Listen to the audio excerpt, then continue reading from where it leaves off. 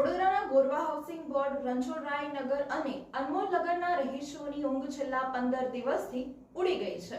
વિસ્તારમાં વીજ વાયરોમાં સ્પાર્ક થવું અને વીજ વાયરો તૂટીને નીચે પડી રહ્યા છે.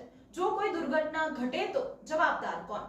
રહીશોએ તંત્રમાં અનેકવાર રજૂઆતો કરી, પરંતુ તંત્ર પાસે તો લાગે છે કે સમય જ નથી. તંત્ર તો સ્માર્ટ વીજ મીટરો લગાવવામાં જ વ્યસ્ત છે. વડોદરા શહેરમાં સરકારના પાયલોટ પ્રોજેક્ટ નવા સ્માર્ટ વીજ મીટરનો જુદા જુદા વિસ્તારોમાં વિરોધ થઈ રહ્યો છે. ત્યારે શહેરના ગોરવા હાઉસિંગ બોર્ડ રણછોડરાય નગર અને અનમોલ નગરમાં છેલ્લા 15 દિવસથી લોકોની ઊંઘ હરામ થઈ ગઈ છે. દરરોજ રાત્રે વીજ વાયરોમાં સ્પાર્ક સાથે વીજ વાયરો બળીને નીચે પડી રહ્યા છે. છેલ્લા 15 દિવસથી લોકોને રાત્રે કોઈ મોટી ઘટના ન બને તે માટે ઉજાગરા કરવાની ફરજ પડી છે. વીજ કચેરીમાં અનેક વખત રજૂઆત કરવા છતાં પણ સમસ્યાનું નિરાકરણ નહીં આવતા લોકોમાં તંત્ર પ્રત્યે ભારે રોષ ફેલાયો છે.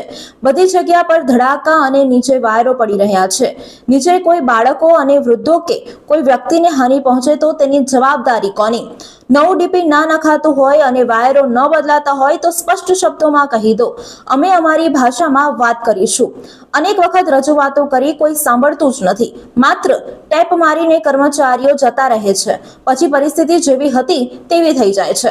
દરરોજ રાત્રે 1 વાગે આખી સોસાયટી રસ્તા પર ભીખ માંગતી હોય એ પ્રમાણે માંગ કરી રહી છે કે અમને ડીપી આપો.